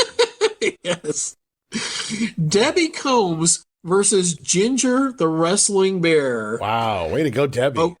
A woman taking on Ginger the Wrestling Bear. There are clips of this out there, and basically, you know, the bear's handler is in the ring standing 2 feet from the bear, and you approach the bear, and he does a leg sweep, and you get up, and you step back a couple of feet, and you try to lock up again, and the bear gives you a leg sweep. So that's sweep the leg, match. Daniel-san. There you go. There you go. Savage takes on Thunderbolt Patterson in the semi, and then Oxbaker against Ronnie Garvin in the main event there. Walter Johnson didn't decide to stick around too long. He's gone by early August. So when did I say he came in? It was not long. Not long ago. No. Yeah, he had a very short stay. They did do an angle on TV where he was wrestling Ronnie Garvin, and one of the heels came in when Johnson was laying on the mat, and Garvin was outside of the ring, and I don't know if it was Pez Whatley or somebody attacked Garvin, and Johnson ends up winning the match and winning the belt, the American Championship, U.S. Championship, whatever it was. And then Walter Johnson immediately goes on, says, "Oh, let me see the tape, and I can't win the belt that way, and I'm giving the belt back to Ronnie Garvin." So I guess we're just putting over what a great guy Walter Johnson is during his 5 or 6 weeks here in the promotion. That's why he was murdering people on the football field, but that's okay. Ox Baker leaves mid-August. So, they tried. They tried to feud him with Garvin. They tried to make him a mouthpiece for Tio Tapu. They tried to make him the mouthpiece for Ratamyus, who really needed a legit manager, with that gimmick. Somebody to talk for me, absolutely, yeah. But he talked about him a lot, but he wasn't like a full-time manager of him. So it was a strange. It was ICW. Okay, so if people want to watch ICW during this time frame, there's a web-based service called the Wrestling Legends Network, and they have a lot of content from smaller promotions, and they have about 6 hours of ICW tapes during this time frame. So you will see studio interviews, both when they had the TV tapings and when they weren't doing TV tapings anymore, which we'll talk about soon. Studio matches, house show matches. So if you really want to get a feel for like what was ICW like during this time frame, it's a pretty good overview. They've got Ox Baker in there. They've got the Ratamyus. They got Thunderbolt Patterson. So it's you get a much better feel than just some of the individual clips that you see on YouTube. And it's a subscription service. It's like $5 a month. So I'm not being paid to advertise for them, but it was interesting to see that footage. And it's looks like it's first generation type footage too. It's not grainy and something that looks like it's been dubbed 20 times. Right. Okay, so shortly after Ratamyus shows up and blows his green stuff and causes all sorts of mayhem in the studio, the studio tapings ends. So here's some different thoughts on that. George Weingeroff, we didn't get results from the studio shows, but instead of figuring out why they weren't working and making them better, Angelo says screw it and buys all his own equipment. The product was even worse. Lights would be shaking. Quality was horrible. But if you complained, you weren't a team player. Rip Rogers, they got a new station manager. He raised the rates. We were doing our own promos there, producing there, spending a lot of money there. Miser said, poop on them. We bought our own cameras. We started doing our own tapes on the road. We'd have a match from like Cape Girardeau, Missouri, a match in Beckley, West Virginia, a match in Johnson City, Tennessee. So we would look somewhat worldwide in Middle America. We did the voiceovers in me and Randy's living room. That was something that always caught me. The wrestlers would just do commentary. I mean, he wouldn't even hire someone to do he would just have guys who are currently working, doing storylines, involved in this, heels, whatever the case may be, out there just cutting promos, like you said, in the living room. And if you kind of put two and two together, we've talked about how Angelo would piss off the TV crew so much by timing their breaks with a stopwatch. Right. So the new station manager comes in and he probably starts talking to guys about what we're doing at the station. And they say, we're doing this wrestling crap, but we absolutely hate it. And he probably said, okay, well, if we hate doing it, then we'll get paid more to make it worth it, or we'll make them go away. It's probably, yeah. I imagine it was one of those kind of deals. If you have a good relationship with the TV studio and you're bringing money into them, they certainly wouldn't want you to leave. Right. This was Rip responding to somebody on a message Facebook group, maybe the last year or so. We changed the format of the show because we could do work ourselves, editing, bicycling tape, promos, etc., and save over $1,000 a week. Channel 36 in Lexington was raping us with production promos, doing tape there and gouging us on weakest station in town. You adopt or close your business. You don't know that unless you're paying the bills. So again, I think it was just... Rip was very defensive. Like, he would always, call a spade with Randy's paranoia or Angelo's cheapness. Yeah. But Rip would always defend the company, it seems like.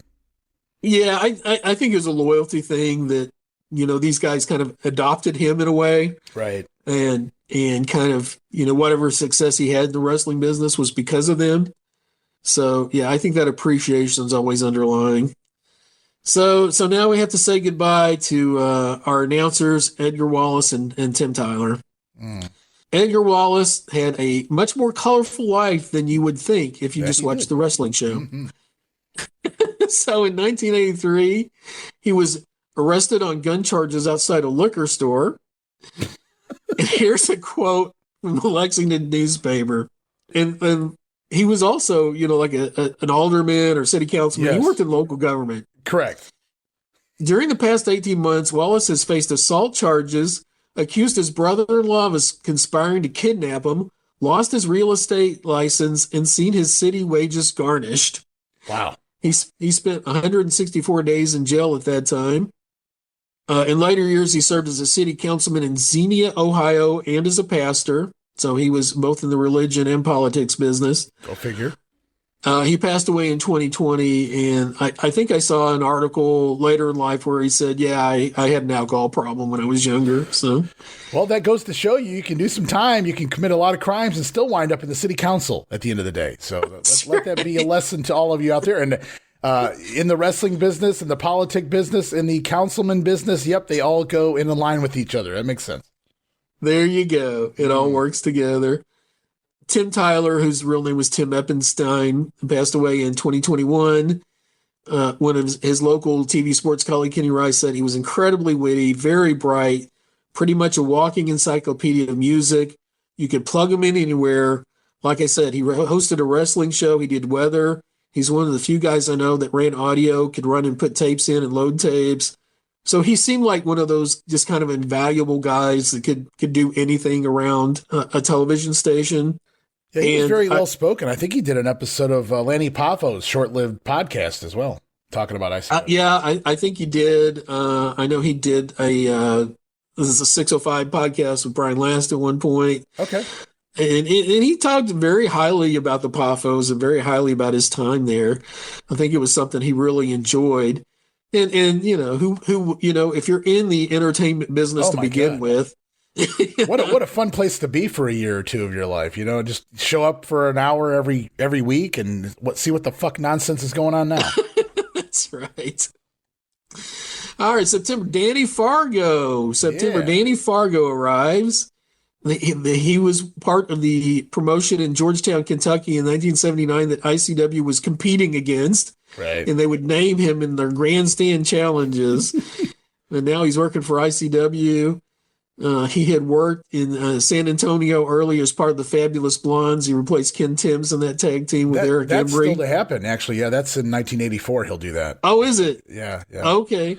Yeah, Sorry about that. No. Yeah, he was a buddy because both Embry and Fargo, it started off in those real, when you call ICW an outlaw, these were the Outlaw Mud Show type promotions right in Kentucky. Eric Embry and Dan Greer, who would become Dan Fargo. That's how they knew each other. And when Ken Timms left, that's how they find the replacement. Yeah. Okay. Good. I had my timeline wrong there. So that was probably the highest profile run of his career was with Eric Embry, and I think they were probably, I don't know if they lost their national TV by then or were still on national TV. They were done by the summer of '83. Yeah, August '83, I think it was. Okay. All right, let's go to Johnson City on September 6th. We got Big Boy Williams versus Tony Falk in the opener. Tony Falk stayed forever.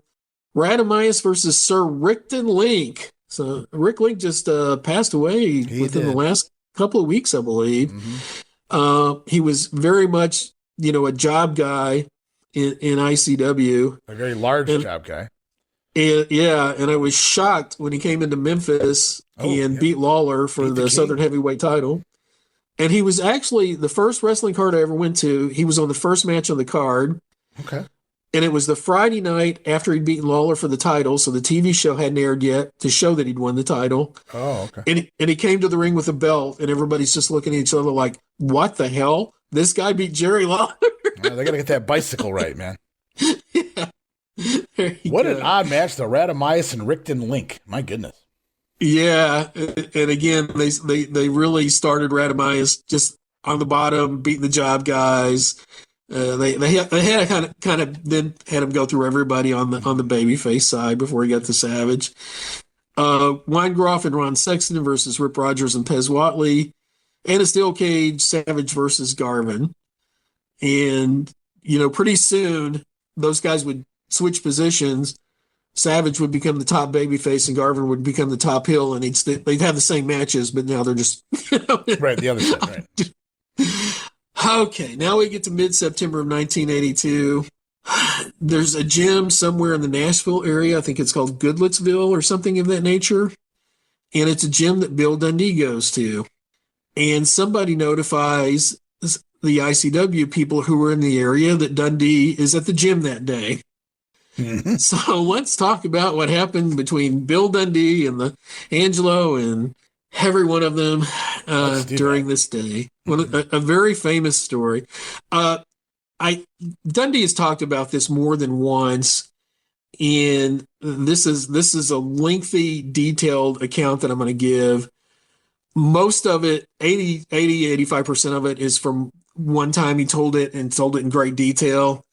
I did add some from another time that he told it to flesh it out even a little bit more. Absolutely. I'm going to sit back and listen with the rest of it. I'm looking forward to this one. Have at it. Okay. So here's Dundee. Angelo Poffo came in and opened up his wrestling company with his son Lanny Poffo and Randy Savage and himself and a few other guys. Rip Rogers was one of them, and he had a hell of a crew too. Ronnie Garvin, all good guys. They had to make a living too.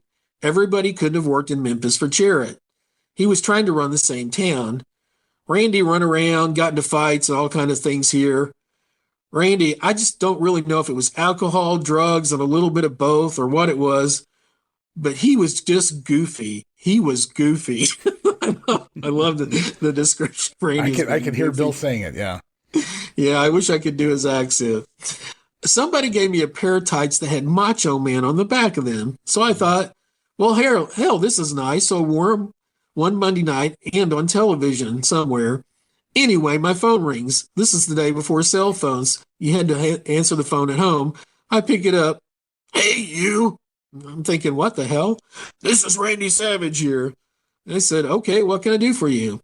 He said, Lawler is the king. Handsome Jimmy's Handsome Jimmy, and you're the superstar, and I'm the Macho Man, and you have a pair of tights that says Macho Man on the back of it. I said, Randy, get a pair that says superstar. I don't give a damn.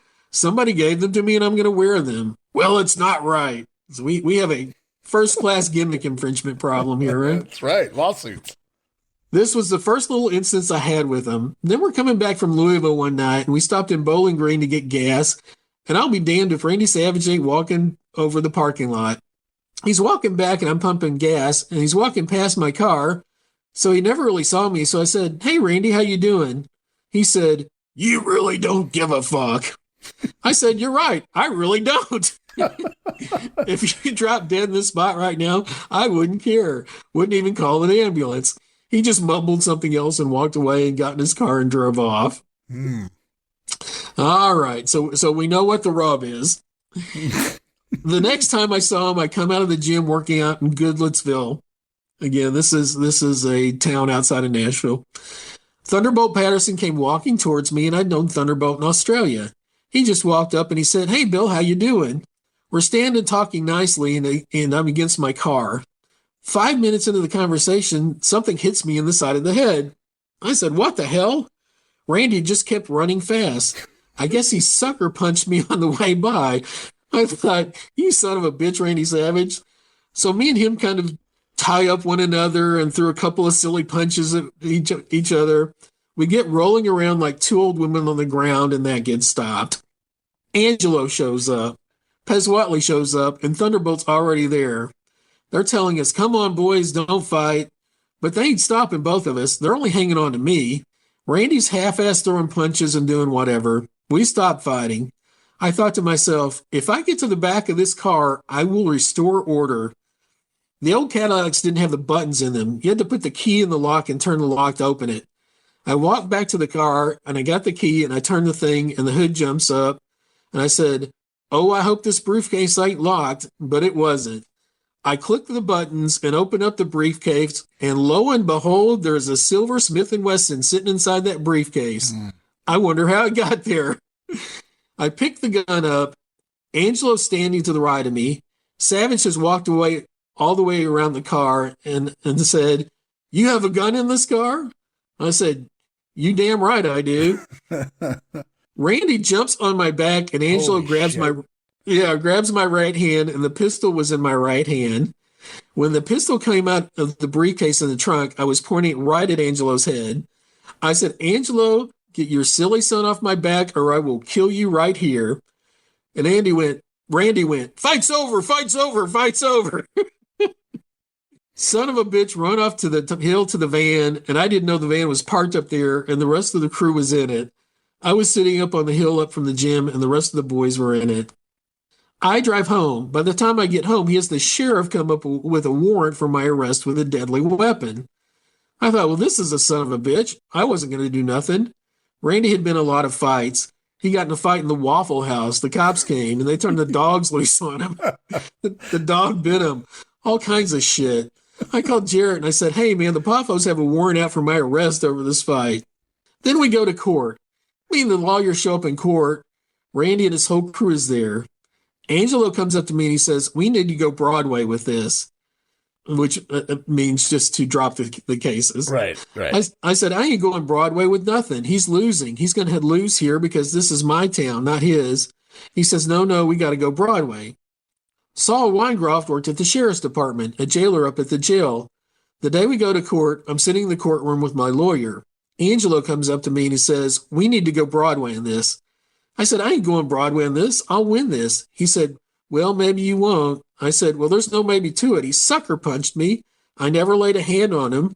I said I was defending myself with that pistol. There was 4 of y'all with you.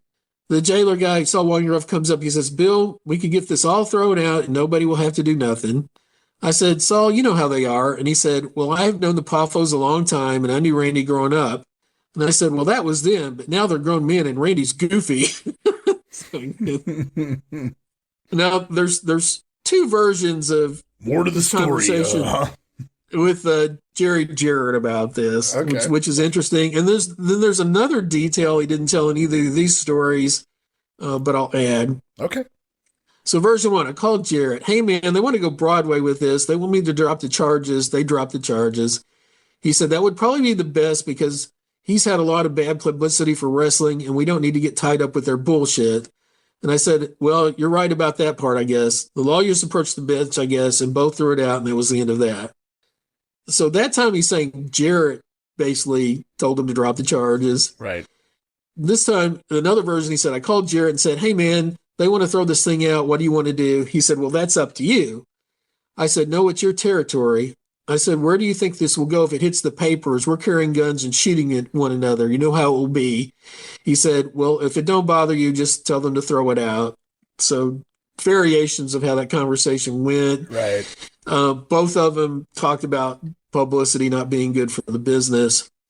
I've also heard Dundee allude to maybe his citizenship papers weren't in order. Ah, yeah. I wouldn't even have taken it this far then. You're right, because, he had come from Australia in 1975. Of course, he had to get the work permit to come in the country, but I don't know, that he had become a U.S. citizen, so he may have been technically in the country illegally at the time. So that may have been also a reason. All right, we'll go back to Dundee telling the story. We go back to court, and I saw Weingeroff, and I said, go tell the man that we're going to throw it out. He said, well, okay. They call us up. Bill Dundee approached the bench. Randy Poffo approached the bench. We walk up with the lawyers. So the guy says, Bill Dundee, you want to drop the charges against Randy Poffo? Yes, sir. Randy Poffo, you drop the charges against Bill Dundee? Yes, sir. Thrown out. You both can leave. They were the ones that started the fight, and they went and had me arrested. Randy told everybody he took the gun off me and pistol whipped me. Yeah, right. The fucker ran away. He was a mile away. The believers of Randy Savage are the ones that want to believe Randy took the pistol from me and pistol whipped me and did all that bullshit. That never happened, folks. He ran away. He was the most paranoid man I'd ever met in my life. After we're walking out of court, he's outside the court. I walk up to Randy and said, I've had your best shot, Pally, but you've never had mine, so just think about that. Like fucking kids, man. Yeah. I'll be a son of a gun. Lawler books him to come work in Memphis.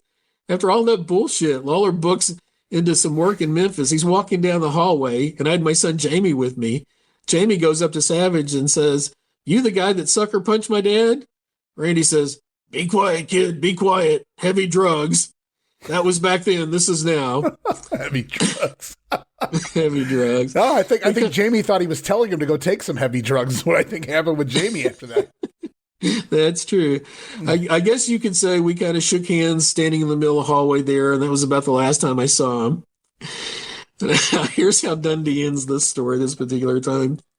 I hope when he was driving that van and he figured he was having a heart attack that he looked up from that steering wheel and he looked over at his wife and said, I'm having a heart attack and that little son of a bitch is still living. Bang! It hit the tree and that was the end of the son of a bitch. Wow. Damn. So Wrestlers, Dundee man. was not one to forgive and forget. And Dundee was actually out for 5 weeks in September and October of that year after that incident. So, I mean, that had to cost Dundee a significant amount of money at that time. Yeah. Because Memphis wrestling was very hot. He's the number 2 baby face. So that losing 5 to 6 weeks of work had to hurt. So here's some other perspectives on it.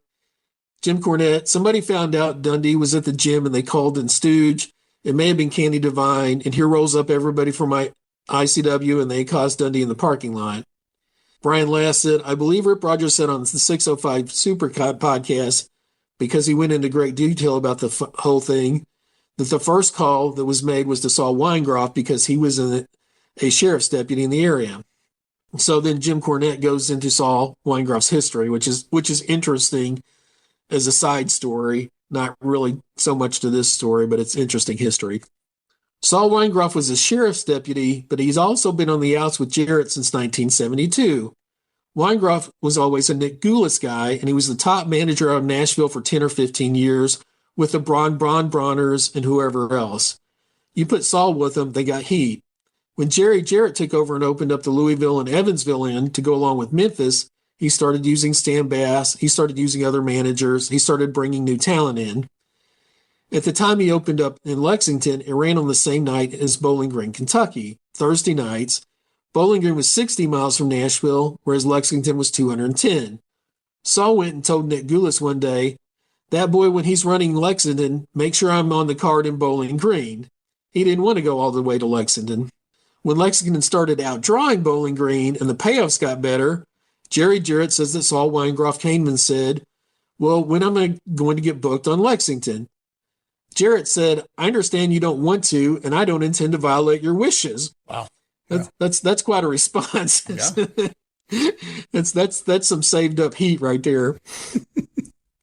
Within 6 months, Saul and the Von Brauners were working for Phil Golden's All-Star Wrestling and running opposition to Jarrett and Nick Lewis and Roy Welch all up and down the I-64 corridor. So Saul had been on the outs with Jerry Jarrett and all the guys in the territory for years at that point, and he did also work in the sheriff's department. Saul made up at one point with Nick after that, but he never worked with wrestling in anything that Jerry Jarrett was involved in after 1972. He also, even in later years, 76 with the IWA and the Islanders, etc., he ran opposition, worked opposition to Nick in Nashville. He was figured in for 15 years. It was unshakable, and then suddenly he was always on the outs from that point on. All right, now this has been a long story, but we've got some good summaries here from Rip Rogers and Lanny Poffo. I love Rip's take here because it's just so matter of fact. The Bill Dundee thing. I was there. Pez was there. Thunderbolt Patterson. Candy Divine wasn't there. She didn't tip nobody off. It was somebody else, but I'm not going to say. Do I know what the truth was? Yes. Did Bill get punched in the jaw? Yes. Was it because he wore Macho Man trunks? Yes. Did Bill get sucker punched? Yes. Did a gun get taken away from him? No. He got punched, and then Randy was talking shit to him, and Bill said, oh, let me get something for my jaw or whatever in the trunk. He pulled the gun out. Then all of a sudden, everybody's running. You know what I mean? But basically, that's what happened. So Rip really reinforces Bill's story. Right. And so this story gets told a lot that Savage did pistol whip Dundee take or the whatever. gun, bust. Yeah, exactly. I've even heard some people blame that as the reason why Dundee was off TV, like you were talking about too. Yeah. Lanny Poffo. I was in the World's Fair in Knoxville, Tennessee on the day it happened. I really hate stories like this. It never ceases to amaze me how people who are afraid of my brother don't mind talking about him after he's dead. Well, I got bad news for you. I'm still here. Here's a little something I would like to say. I'm glad, Bill, that your son is doing so well. Jamie, you should have jacked off the day you made him. Well. Woo! Ouch. I don't know that Lanny would be the only one that would make that statement, but yeah, that's rough, man. That's no love lost between the Crookshank family and the Poffo family, anyway. No. So in all the theoretical heat between the Memphis and ICW promotion, that's the only physical incident I know of. I guess it's a physical incident when somebody throws a brick through your window, like Savage did to Lawler's home. But good to know Candy Divine was still lurking around at this point. Yes. And shortly after this, I don't know if it was because of this incident or just because it was time to go home, Thunderbolt Patterson leaves. I met Thunderbolt Patterson years ago in Atlanta at a wrestling convention. Okay. And being the idiot that I am, I said, "So, how was your time in ICW?" And he's like, "It was all right." And I said, "Did you get paid?" And he's like, "Oh, yeah, I got paid." Oh, yeah. So that was my extremely stupid markish interaction. What a question. I know. Oh, I'm an idiot. Let me get one question. There you go. It was a bad one. Okay, here we go. We're back to Beckley in October. Angelo Poffo's in the opening match again versus Tony Falk. That match happened again 1,000 times. I'm guessing these are local outlaw guys. Rama Singh and Jerry Anderson versus Ratamyus. Leaping Lanny versus Rip Rogers. Pez versus Ron Garvin. El Bracero versus Randy Savage. And George Weingeroff versus Ratamyus. So they're putting Ratamyus over in those matches. Around this time, El Bracero lost the Loser League Town match to Rip Rogers, and he returned to Indianapolis in January of '83, so his stay was pretty short. A new guy arrives on the scene, Mike Doggendorf. Yeah. A former UK football player who was trained by Savage. He would later go on to work All Japan Tour in '83. He came into Memphis for a short time in 1992 to work against Lawler. So he was, a big, well-built football player. I think he was from Cincinnati, like you said, University of Kentucky, defensive end, and I think he did some powerlifting competitions in the early 80s, so he probably ran into Randy at a gym somewhere, is my guess. Okay. Yeah, most likely. And they actually had him in the TV audience for a long time before he debuted, so I guess Randy wanted him there to soak up, how the matches were put together and how the TV was put together and everything else. Now we have, talking about the oldies circuit, Ray Urbano debuts as the Great Kabooki. That's 2 O's, Kabooki, the original Great Kabooki. Everybody thinks Gary Hart was so creative. He recycled a lot of names over time and gimmicks, and this is one of them to a degree anyway. So Ray Urbano was not 38 years old when he debuted for ICW. Wasn't even 48. He was not 48 years old. He was 58 years old. Wow. Had not wrestled since 1975. Holy shit. Looked terrible. He was heavy. He had no muscular definition whatsoever. He had the face paint gimmick, He was going to do his ceremony and do his rituals, and that was going to get heat. But wow, that was a rough call. So things will really fall apart in 1983, but we start seeing some of that in November of 1982. They ran their last show in Johnson City. So they had failed in Knoxville in 1981, but they were still working Johnson City regularly. They had an afternoon TV slot, and after they lost the TV taping in the studio and were doing their own TV shows, right? Hosted out of the They put them on late night, like 11:30 at night or something. Right. So they had a very, very bad TV spot.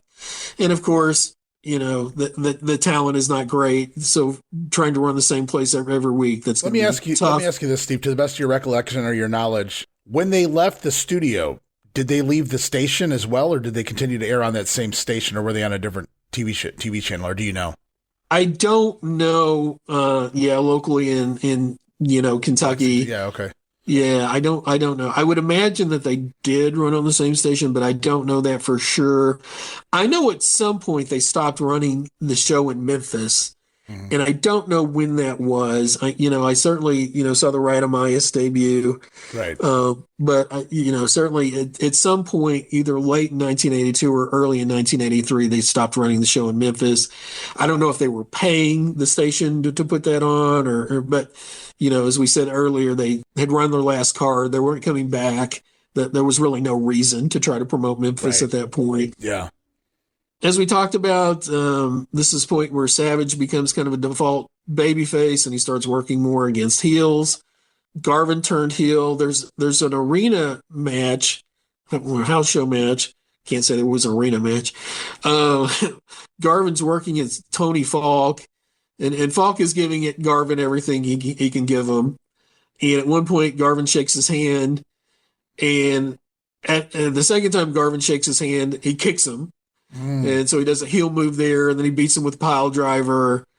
And something, like Savage does a run in afterwards, and it's just kind of a face off. Nothing happens. Double turn. But yeah, we start the heel turn there, and Garvin becomes a heel in his last months. All right, November 16th. So the two things that were built up forever in ICW in 1982 were the debut of Ratamyus and the Eye of the Tiger match. They were still in the TV studio in August when they started talking about this Eye of the Tiger match. Okay. So this had about a 3-month build at least. And it was a hair match between Lanny and Rip Rogers. Basically the guy had been the number, 2 babyface, the number 2 heel during the whole run of the promotion. So we think they drew anywhere from 2,000 to 2,500. We don't have an exact amount of what they drew on this card, but they're back at Rupp Arena. So after about 2 years of being shut out of Rupp Arena, they finally get back into Rupp Arena. So this is where Ripper gets his haircut, I'm assuming? This is where Ripper gets his haircut. So the full card, Big Boy Williams versus Tony Falk, Debbie Combs versus Donna Day, Angelo Poffo against Roy Sexton. Here we go. This is the 8-man that's just throwing people together. Danny Fargo, Pez Whatley, Doug Vines, Great Kabooki versus Weingeroff, Garvin, Doggendorf, and Hoot Gibson. Wow. Steel Cage, Randy Savage versus Ratamyus. So Ratamyus is worked up to the main event now. That's fun. Yeah. And then Hair versus Hair, Leaping Lanny versus Rip Rogers. Reported attendance, like I say, 2,000 to 2,500. I don't know if they made money on that running Rupp Arena. I don't know if that's a money-making night. They would go back a couple more times, and we'll talk about that in the next time we get together. But I did see an interview after Rip lost his hair, and it almost sounded like he was turning babyface, but I don't think that ever came to pass. And then there's just much less documented results kind of from this point onward to the rest of ICW history. When we get into 1983, the number of results we see are just in the dozens versus the hundreds that we have been seeing for each year. So I don't know if they just weren't running as many towns or people weren't documenting or what happened, if they stopped running advertisements in newspapers. But they certainly looks like they're a promotion in great decline in 1983. Obviously, gotcha. All right, and we find that out pretty quickly. And so the last card that I have in for December, it's back in Beckley. Mike Doggendorf and Angelo versus Pez Whatley and Fazil Dean. Weingeroff versus Garvin, Leaping Lanny versus Rip Rogers, Steel Cage Savage versus Ratamyus. Boy, they're getting good use out of that King Kong Patterson cage anyway. Right. And you could have had basically half of those matches in 1979 with Angelo, Pez Whatley, Weingeroff, Garvin, Lanny, Rip Rogers, So that's how little the talent had changed in any sort of meaningful way. Yeah. Here's who had the most main events in 1982 that I have recorded. Garvin was at the top with 75, Savage 71, Pez Whatley with his big heel run 59, Lanny 57. That drops off to Rip Rogers 32, Crusher Broomfield 24, and he was only there a couple of months at the beginning of the year. Yeah.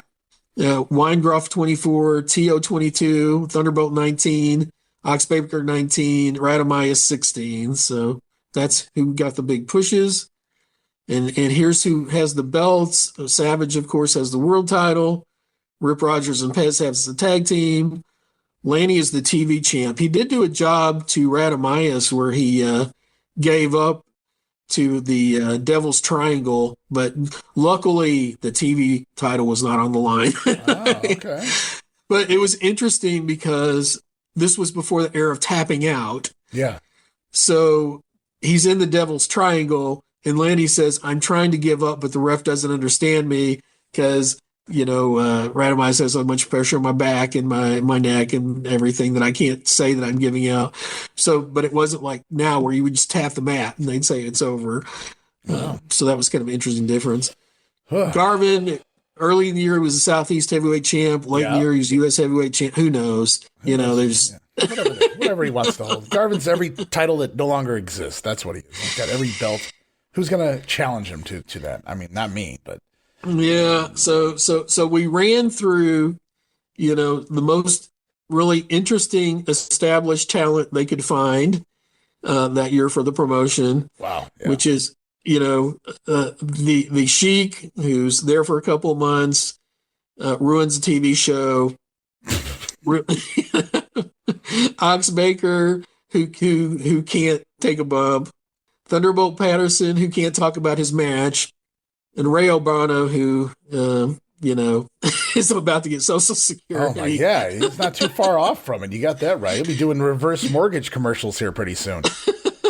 So, rough times in 1982, but it's going to get a lot rougher. Rougher. We did get Ratamyus at the end of the day, which just seems like something Vince would have used to, but having looked at Bill Howard, I'm sure he turned that down as well. Yeah. Bill would go on to do a lot of jobs on JCP TV. He certainly would. I saw him in, I think, 88 WWF still kicking around doing. Is that right? Yeah, so he's still. Yeah. So I'm like, oh my God, Ratamyus is doing jobs in 1988. Crazy. No, man, another year in the books of the history of ICW. Unfortunately, spoiler alert, it doesn't get any better for the company after this, though. So it's going to be interesting to watch the demise as we move forward. There's going to be a really fascinating sidebar in 1983 that I did not know about until recently, where the Savages start working with another promoter again. Okay. And be very interesting to get to that discussion in our next show. You've piqued my interest. I'm curious to see where that goes. But yes. What a great way to leave the ICW story for this time around. Steve, I want to thank you so much for joining me again. You keep a smile on my face for 2 hours every time we get together and just talk about the old times in the wrestling world. I appreciate all your research and hard work you do, and you find that time in between you're on assignment, but you also have some other things going on pretty cool I see there on the social media. You want to tell everybody else out there in the listening world what you got going on the sidebar? Well, I'm on Radioland now, and there's a Dallas community radio station called KNON, and they have a local station you listen to in your car when you're driving around, and they have a streaming station that you can listen to the internet or on their app, wherever you are. And I have a Saturday afternoon show. It's 2 to 4 Central Time in Dallas. And I call it the Kaleidoscope. And I play music all over the music universe, from, classic rock to old school rock to soul to blues to country to just whatever I feel like playing. Awesome. So it's one of those shows you'll never know what you're going to hear next. Sometimes I do little themes on different song titles or artists or things like that. But I just started it. I'm having a lot of fun with it. So if somebody thinks, that might be interesting, I guarantee you'll hear music you've not heard before or songs you haven't heard in 20, 30 years. Yeah. And anybody can listen to that. It's on knonnow.org is the station. The app is very good. You can go between what we do on the streaming and between the live station. And because it's community radio, there's really shows for everybody. There are shows about Broadway. There's Latina shows. There's gospel shows. There's rockabilly shows. There's punk rock shows. So there's something that anybody who has an interest in music can find something that they would enjoy on KNON. I love your soundtracks. I see you teasing some of the stuff that you're playing and whatnot, and it's like, wow, that's a cool hodgepodge. Like something, really enjoyed it. Just kick back and you never know what you're going to play next. And you got to let me know, though, when they bump you up to the primetime all request and dedication show. I missed those shows growing up, man. I loved you to call in. And funny story real quick as we end this program, one of the voices that I would call in multiple times on our local radio show, and I would do various voices and various characters, and they would get a kick out of it as I requested songs. And one of my weekly characters was a guy by the name of Poffo. And I would try to do Lanny's voice, and at the end of every time I requested a song, I would go, and I want to give a shout out there to my brothers Randy and Lanny and my father Angelo. And it's what kind of a loser I was back in my early teens, but that's where I was at, guys. Well, here we are, still obsessed with things that we discovered as teenagers. So good times. Indeed. This has been so much fun to go back and watch these old tapes and do this research, and I've just had a blast with it. Absolutely. Well, we'll be back, guys, 1983 and beyond. We'll see what happens with the ICW here, and I'm looking forward to what your little teaser there. It's what's to come here with the ICW as well. But we're going to wrap things up here this week. Want to thank Steve so much for being here. Want to thank all you guys for listening. We'll be back soon with more regional wrestling right around the corner. Thank you, Steve. Thank you.